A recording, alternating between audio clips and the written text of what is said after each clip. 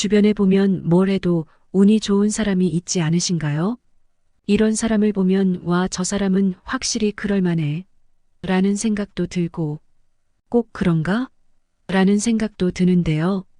이처럼 운이 좋은 사람들의 공통점을 살펴보면 좋은 말 습관을 가지고 있다는 것을 알 수 있습니다.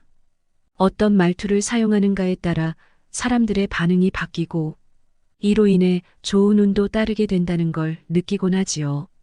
말투 하나 바꾼다고 운이 풀린다고? 이게 무슨 소리야? 라고 생각하실 수 있지만 한 연구 결과에 따르면 말투에 따라서 상대방을 설득할 확률이 40% 이상이나 높아진다고 합니다. 일본의 저명한 심리학자 나이토 요세이토 역시 우리의 말하기에 심리가 더해진다면 그 말의 힘이 굉장히 커진다고 하지요. 사람은 90%는 심리에 따라 결정하는 경향이 크고 그렇게 사람을 움직이는 심리는 말의 영향이 90%나 된다고 합니다. 그래서 우리가 사람의 마음을 움직이는 말투를 사용하게 된다면 좋은 운으로 다가가게 되는 것이지요. 물론 당장의 말 습관을 고치긴 어려울 수 있습니다. 그러나 하루하루 아주 조금씩 서서히 바꿔본다면 그것만으로도 우리의 인간관계, 우리의 인생과 일상이 차츰 더 긍정적으로 바뀌는 것을 직접 경험해 볼 수 있지 않을까요? 오늘은 책 속 지혜를 통해 운명을 바꾸는 말의 힘에 대해 들어보겠습니다. 듣기 전 구독과 좋아요, 알림 설정은 영상 제작에 큰 힘이 됩니다. 누구나 정중하게 말하는 사람의 말을 듣고 싶어 한다. 왜 그 사람은 하는 일이 다 잘 되고 술술 풀릴까? 언어에는 상대방과의 관계에 따라 사용하는 말투가 변화하는 측면이 있다. 그래서 자신보다 윗사람에게는 과하게 정중하고 자신보다 나이가 어리고 경험이 적거나 회사에서 직책이 낮은 부하 직원에게는 거만하게 말하기 십상이다. 이봐, 그 일을 제대로 해놔. 이봐, 빨리 뛰어가서 재고 있나 확인해. 자신이 위라는 자의식이 있으면 자기도 모르게 이런 난폭한 말을 사용한다.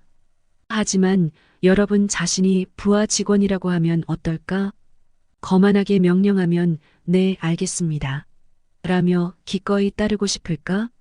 나라면 그러고 싶지 않다. 마음에 들지 않기 때문이다. 누군가 내게 난폭한 말로 명령한다면 하라고 해도 안 한다. 불쾌한 사람이 하는 말은 조금도 듣고 싶지 않기 때문이다. 부하 직원의 마음을 잘 움직이는 상사가 공통적으로 하는 행동이 있다. 바로 그들은 정중한 말을 사용한다. 하라고 명령하기보다 해줄 수 있겠습니까? 라고 하며 빨리 뛰어가서 확인해. 라고 하기보다 확인해 줄 수 있겠습니까? 라고 한다. 미국 가톨릭 대학교의 루이스 패러다이스는 상스러운 말을 사용하는 남녀 상담사의 비디오와 같은 등장인물이 고운 말을 사용하는 비디오 두 종류를 제작해서 많은 사람에게 보여주고 어떤 인상을 느꼈는지 물어봤다. 그러자 상스러운 말을 사용하면 전문가처럼 보이지 않는다. 유능해 보이지 않는다. 냉정하다. 지적으로 보이지 않는다. 자격이 있는 사람으로 보이지 않는다 등 부정적인 인상만 받는다는 사실이 판명되었다고 한다. 정중한 말을 사용하면 지적이고 일을 잘하는 인상을 주지만 상스러운 말을 사용하면 나쁜 인상을 준다. 그런 사람이 하는 말은 부하 직원도 듣고 싶어 하지 않는다. 상대방의 나이가 자신보다 몇 살 정도 어리다는 것을 안 순간 말투를 바꾸는 사람이 있다. 심지어 상대방이 직장에서는 선배이지만 자신보다 연하라는 사실을 안 순간 잘난 척하는 태도를 보이는 사람도 있다. 상대방이 선배인 것도 있고 뭐야? 너 나보다 2살이나 어렸어? 라고 난폭한 말투를 사용하면 안 된다. 나이나 직책에 관계없이 언제든지 누구에게나 고운 말을 쓰도록 주의하자. 여성과 식사할 때 허세를 부리고 싶은지 웨이터나 웨이트리스에게 난폭한 말을 사용하는 남성도 있는데 그런 행동도 하지 않는 편이 좋다. 어이, 물 가져와. 라고 하기보다는 물 좀 주시겠어요? 라고 정중하게 말할 때에 동석한 여성도 확실히 호감을 보일 것이다. 작가인 노사카 아키유키 씨는 자신의 아이에게도 아빠와 놀아줄 수 있어요? 라고 정중한 말투를 사용했다고 하는데 그런 태도가 이상적이다. 우리는 상대방이 자신보다 나이가 어리다고 해도 태도를 바꾸지 않고 누구에게나 정중한 사람에게 호감을 느끼며 그런 사람이 하는 말을 듣고 싶어 한다. 우리가 명심해야 할 점은 그 사람이 쓰는 말투는 그 사람의 인격이며 그 사람이 쓰는 말 자체의 신뢰도를 결정한다는 사실이다. 입장 바꿔 생각하게 해서 이기심을 깨닫게 하라. 인생을 살다 보면 무심코 이기적인 행동을 보이는 사람이 있다.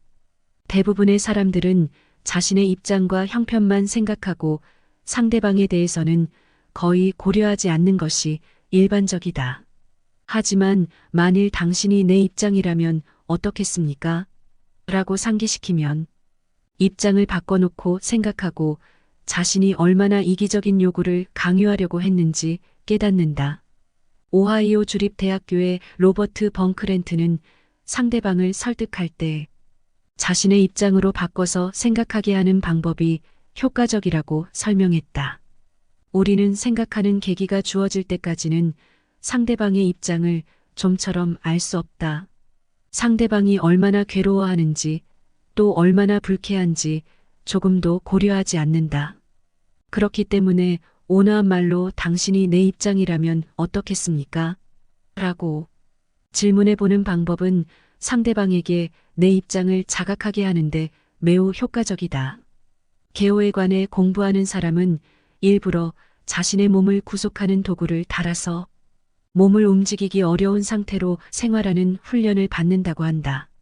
그들은 구속도구가 달려 있어서 생각처럼 걷거나 일어설 수 없는 상태를 경험한 뒤 역시 장애가 있는 사람은 굉장히 불편하겠구나라고 깨닫는다. 그런 체험을 해봐야 장애인을 진심으로 돌볼 수 있다. 누군가가 어려운 주문을 했을 때는 그것이 어렵다는 것을 상대방에게 이해시키자. 자신만 생각하기 마련인 상대방에게 당신이 나였더라도 아마 거절하지 않을까요? 라고 완곡하게 전달하자. 공감 능력이 어지간히 없는 사람이라면 그래도 자신의 형편을 주장할 수도 있지만 대부분의 사람들은 자신이 무리한 말을 한다는 것을 깨닫지 않을까? 대화를 할 때 당신의 내 입장이었다면? 이라는 질문이나 의도를 전달한 메시지로 상대방의 이기적인 생각을 깨닫게 하면 상대를 설득하는데 보다 더 효과적이다. 나는 숨기고 당신을 드러내라. 대부분의 사람들은 외판원이나 영업사원에게 처음부터 경계하는 태도를 취한다. 상대방이 외판원이라는 사실을 알게 된 순간 또는 그 사람이 입을 여는 순간 됐어요 라고 거절하는 사람들이 많다. 그 정도로 외판원은 사람들에게 미움을 받고 있다. 왜 외판원은 미움을 받게 될까? 그는 왜 신용을 얻기가 어려운 걸까? 그 이유는 그들이 상품을 판매하는 행위가 어디까지나 자신의 이익 때문이라는 사실을 사람들이 잘 알고 있기 때문이다. 예를 들어 외판원이 어떤 상품을 추천합니다라고 설명을 해도 고객은 바보가 아닌 이상 어차피 자신의 실적을 올리고 싶을 뿐이잖아. 상품이 팔리면 자신에게 돌아오는 수수료가 늘어나니까 추천하는 거겠지라고 생각한다. 그런 이유로 마음속 어딘가에서 외판원을 의심하게 된다. 따라서 훌륭한 외판원일수록 상품을 판매하지 않는다. 억지로 상품을 추천해도 고객에게는 쓸모가 없을 뿐더러 불신감을 조성한다는 사실을 확실히 알고 있기 때문이다. 훌륭한 외판원은 고객의 집에 방문해서 그저 어려운 일이 있으면 언제든지 사양하지 마시고 저한테 말씀해 주세요라는 말만 한다. 절대로 무언가를 강매하려고 하지 않는다.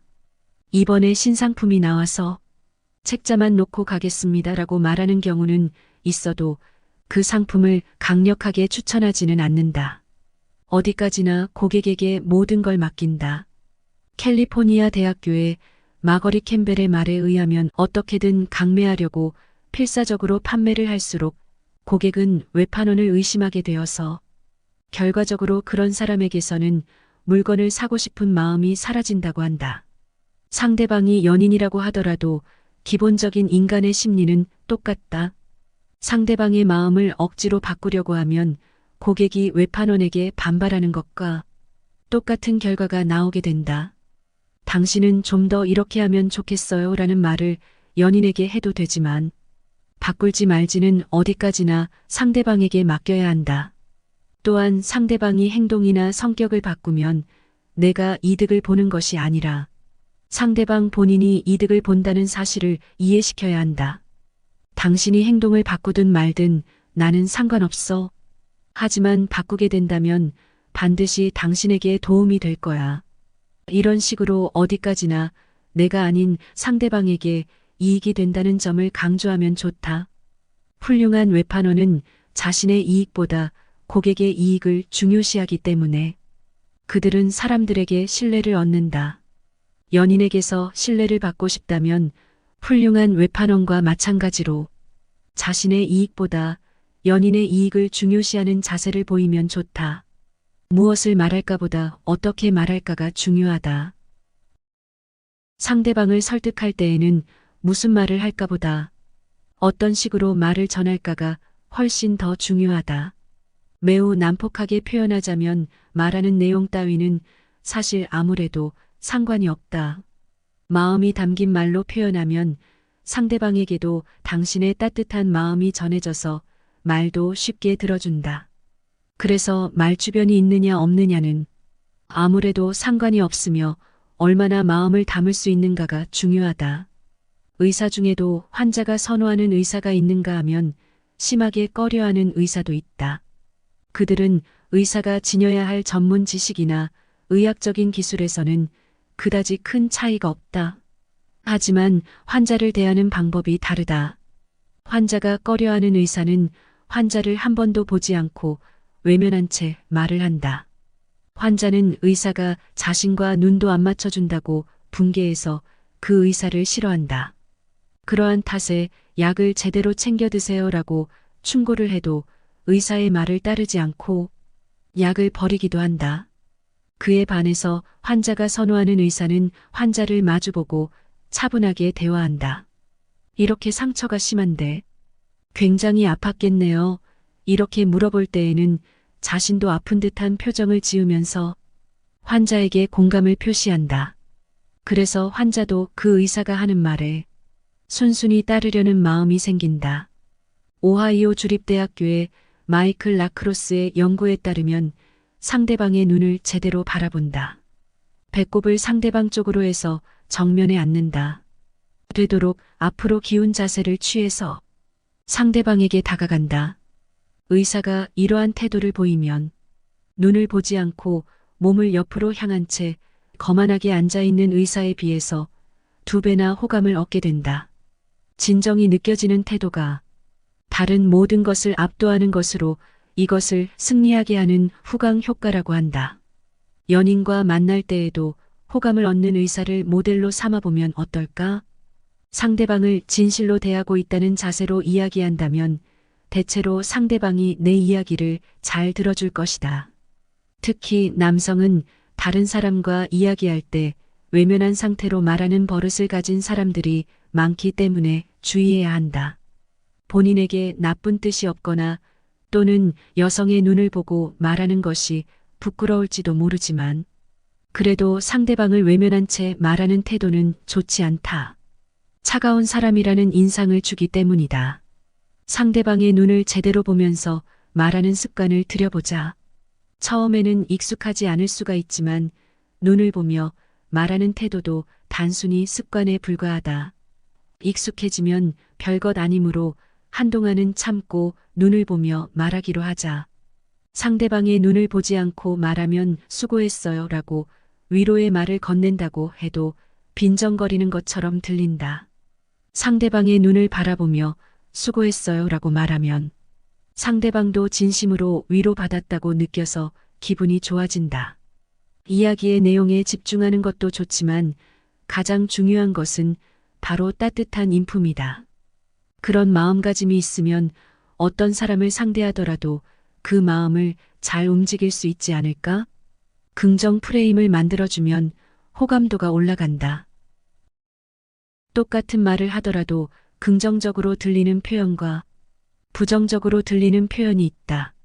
이를테면 돈을 잘 쓰지 않는 사람을 가리켜서 절약가라고 하면 긍정적으로 들린다. 이건 칭찬하는 말과 같다. 그런데 같은 사람을 가리켜서 구두쇠라고 하면 아무래도 부정적으로 들린다. 이렇듯 상대방을 설득할 때에는 최대한 긍정적으로 들리는 말을 선택해야 한다. 그래야 상대방의 귀에도 기분 좋게 들리기 때문이다. 네덜란드에 있는 바워닝원 대학교에 조나선 판 트리트라는 심리학자는 건강 증진 캠페인이라고 거짓말을 해서 사람들에게 두 종류의 문장을 읽게 했다. 두 문장은 모두 똑같은 내용을 설명하고 있지만 한쪽은 긍정적인 인상을 주는 문장으로 적혀 있었다. 예를 들면 충분히 운동하면 근력이 생기고 장수할 수 있습니다 라는 식이었다. 그런데 다른 한쪽은 부정적인 감정을 끌어내는 듯한 문장이 적혀 있었다. 예를 들면 충분히 운동하지 않으면 근력이 떨어지고 일찍 죽습니다 라는 식이었다. 결국 두 가지 문장 모두 건강에 주의하라고 어필하는 내용이었지만 읽은 사람은 긍정적인 표현을 사용한 문장을 받아들일 가능성이 훨씬 더 높았다고 한다. 남을 설득할 때에는 상대방에게 어떻게 들리는지 자문자답해보자. 이때 최대한 상대방에게 이익이 있는 것처럼 들리고 상대방의 긍정적인 감정을 끌어낼 수 있도록 주의해야 한다. 그렇게 하면 상대방을 잘 설득할 수 있다. 예컨대 여자친구와 데이트를 할 때 오늘은 햇볕이 강한 데다가 밖은 더우니까 우리 집에서 DVD나 보자라고 제안하는 사람은 여자의 마음을 잘 모른다. 데이트를 대충 때우려는 듯한 부정적인 인상을 주기 때문이다. 그러나 똑같이 집에서 데이트를 하자고 제안을 하더라도 햇볕이 강해서 너의 하얀 피부가 타면 안 되니까 우리 집에서 DVD라도 보자라고 표현을 한다면 그녀도 순순히 받아들이지 않을까? 무엇을 표현하든지 마음만 먹으면 얼마든지 긍정적인 표현으로 바꿀 수가 있다.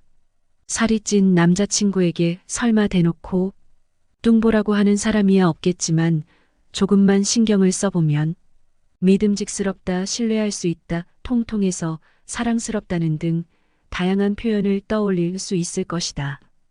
또한 그렇게 말해야 남자친구도 좋아한다. 상대방에 대한 배려가 부족한 사람은 말도 대충 선택해서 상대방의 신경을 건드리는 표현을 사용하는 경우가 꽤 많다. 말할 때는 자신의 말이 상대방에게 어떤 의미로 들릴 것인지 상대방의 입장에서 생각해야 한다. 그렇게 하면 말을 잘못 선택하는 일도 줄어들 뿐만 아니라 상대방의 기분을 좋게 만들 수 있을 것이다. 사회성의 법칙. 내 의견을 말할 때에는 모두를 끌어들여라. 이번 주에 시작한 TV 드라마 봤어? 아니, 아직 못 봤는데? 꼭 봐봐. 다들 첫 회부터 재밌다고 난리더라. 그래? 그럼 나도 봐야겠네. 우리는 다른 사람이 추천하거나 칭찬하는 것은 깊이 생각해 보지도 않고 좋다고 믿어버리는 경향이 있다. 모든 사람이 그렇게 한다라고 하면 특별한 근거가 없어도 사람들의 마음이 움직인다. 모두가 그 일에 동의한다고 하면 자신만 반대하기가 힘들다. 여성이라면 누구나 아름다워지기 위해서 열심히 노력한다. 남성은 알 수가 없는 여러 가지 노력을 부단히 기울인다. 왜 그렇게 여성은 아름다워지기 위해서 열심히 노력할까? 그 이유는 모든 여성이 하고 있기 때문이다. 여성은 누구나 여자는 아름다워야 한다라고 믿으며 다른 여성이 아름다워지려고 노력하고 있다는 걸 알고 있다. 그래서 자신도 노력한다. 꼭 해야 할 것 같은 기분이 드는 것이다. 상대방을 움직이는 첫 번째 기술은 사회적 규범을 제안해서 어필하는 방법이다. 이 기술을 사용하면 대부분의 경우 상대방이 나의 말을 들어준다. 텍사스 대학교의 세나가베는 어떤 주제에 대해서 단지 당신은 어떻게 생각하는가라고 물어보면 고작 10%만 동의하지만 모두가 그렇다고 하는데 당신은 어떻게 생각하는가라고 질문을 하면 동의하는 사람의 비율이 약 50%까지 뛰어오르는 것을 실험적으로 확인했다. 모두가 그렇게 생각한다고 하면 사람은 그 말을 거스르지 못한다. 친구나 지인이 내 말을 듣게 하고 싶을 때에는 사회적 규범에 호소해보자. 그렇게 하면 상대방이 순순히 따를 확률이 한층 더 올라갈 것이다. 옷차림에 잘 신경 쓰지 않고 아무렇게나 하고 다니는 친구가 있다고 해보자. 그 친구에게 조금 단정하게 입는 게 어때라고 친절하게 말해줘도 아마 그는 쓸데없는 참견이라고 느끼며 말을 듣지 않을 것이다. 자칫 잘못하면 그 친구와의 관계가 어색해질 수 있다. 그 대신에 면도를 안 하고 다니면 모든 사람한테 미움을 살 거야. 복장이 지저분하면 회사 사람 모두가 싫어할걸. 이런 식으로 모두라는 말을 넣어서 호소해보면 어떨까? 분명히 친구도 옷차림에 주의하게 될 가능성이 높아질 것이다. 모두의 기준으로 제시하는 방법은 매우 편리한 승리 기술이다.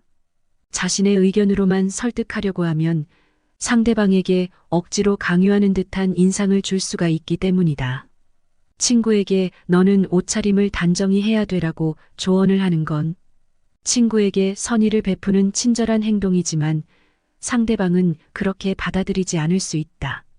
자신에게 의견을 강요한다고 느낄 가능성이 있다. 그러므로 되도록 자신의 의견이라는 사실은 감추고 모두를 기준으로 제시하면 좋다. 정말로 모두가 그런 식으로 생각하는지는 알 수가 없더라도 일단 모두가 그렇게 말한다고 해두는 건 편리한 방법이라고 할 수 있다. 인사의 예방선 효과. 먼저 인사하는 것도 능력이다. 언제든지 자신이 앞장서서 인사를 해보자. 인생에서 인사는 반드시 해놓는 편이 좋다. 인사를 하면 왜 좋을까? 자신이 공경에 처했을 때 언제든지 다른 사람에게 의지할 수 있기 때문이다. 여러분이 먼저 인사를 한다고 해서 상대방의 기분이 나쁠 리가 없다. 오히려 기특한 사람이구나라고 생각해준다. 우리는 자신에게 친히 인사하는 사람에게 마음의 문을 연다. 그런 사람이 도움을 부탁하면 대부분의 사람들이 기꺼이 들어준다. 자신이 먼저 인사하지도 않고 인사를 받기만 하는 사람의 부탁을 아무도 들어주고 싶어 하지 않는다. 따라서 평소에 인사를 확실하게 해놓으면 만일의 경우 자신이 곤란할 때 예방선이 된다. 그러니 상대방이 들었을 때 최대한 기분이 좋을 인사를 해보자.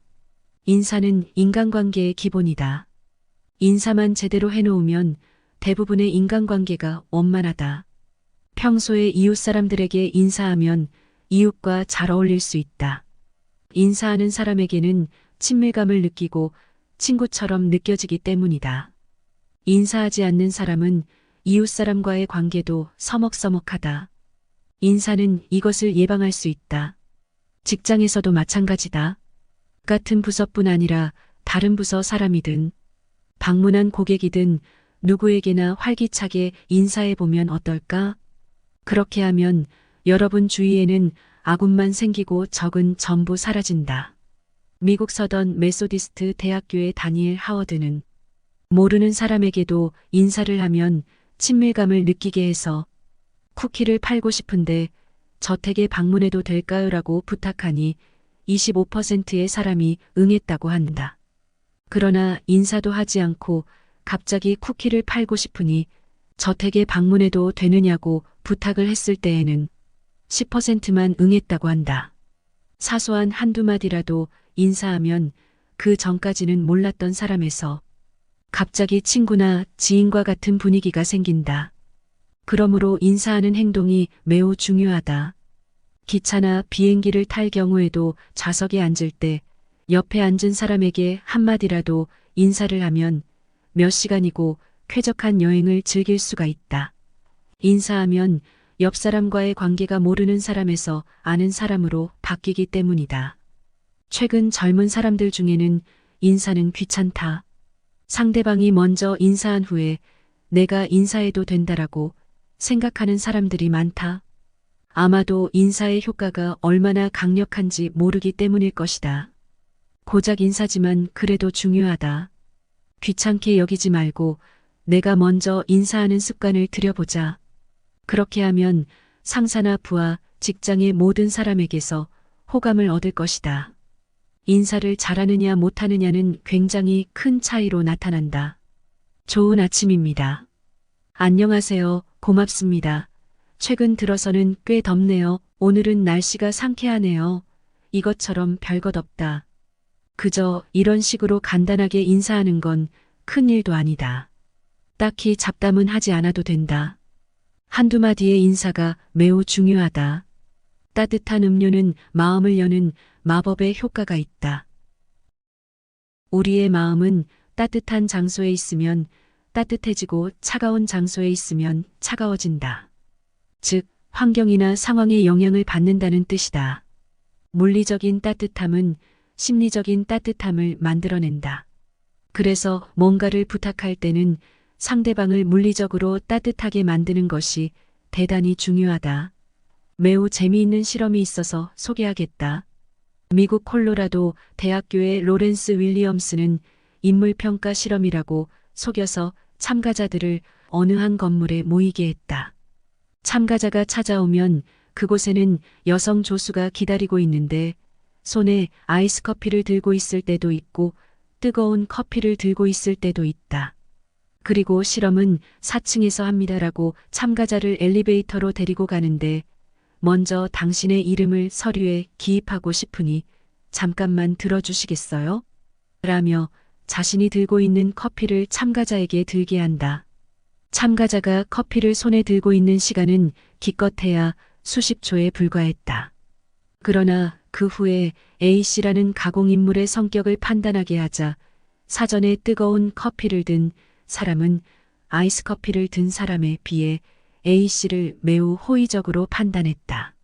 물리적으로 따뜻함을 느낀 사람은 상대방에게도 따뜻한 반응을 보인다. 반대로 물리적으로 차가움을 느낀 사람은 상대방에게도 차가운 반응을 보인다. 따라서 상대방에게 뭔가를 부탁할 때는 가능한 한 따뜻한 음료를 마시게 해야 한다. 그래야 부탁을 들어줄 가능성이 높아지기 때문이다. 특히 겨울에는 더욱 그럴 것이다. 여름에 날씨가 덥다고 해서 에어컨을 세게 틀어놓은 방에서 차가운 음료를 대접하는 경우가 많다. 하지만 차가운 분위기는 상대방의 마음도 차갑게 만들 위험이 있다는 사실을 알아야 한다. 물리적으로 차가운 환경에서는 우리의 마음도 차가워지기 때문이다. 물론 더운 여름날에는 역시 아이스 음료가 좋지 않나? 라고 생각하는 독자도 있을 것이다. 하지만 옛날 조상들은 더운 여름날에도 뜨거운 차를 마시며 오히려 시원함을 느꼈다고 한다. 더운 날이라고 해서 반드시 차가운 음료를 마셔야 한다는 것은 선입견일 수 있다. 만약 무더운 날 클라이언트가 회사를 방문했다면 일단 차가운 보리차를 마시게 해서 더위를 식혀주자. 그런 다음에는 따뜻한 차나 커피를 대접하는 것이 좋다. 일에 대한 이야기는 따뜻한 음료를 대접한 후에 시작한다. 이 책을 보면서 사람들에게 하는 온화한 말 한마디가 정말 중요하다고 느꼈습니다. 법륜 스님께서도 나이가 들면 들수록 부드러운 말투를 쓸 줄 아는 사람의 인생이 빛난다고 하셨지요. 주변에 함께 지내는 사람들에게 감사의 말을 전해야겠다는 생각이 드는 시간이었습니다. 오늘 하루 만나는 사람들에게 좋은 말을 건네보는 건 어떠실까요? 지금까지 좋은 말을 전하는 인생길잡이 명언의 품격이었습니다. 구독과 좋아요, 알림 설정은 큰 힘이 됩니다. 여러분의 좋은 운을 항상 응원합니다. 감사합니다.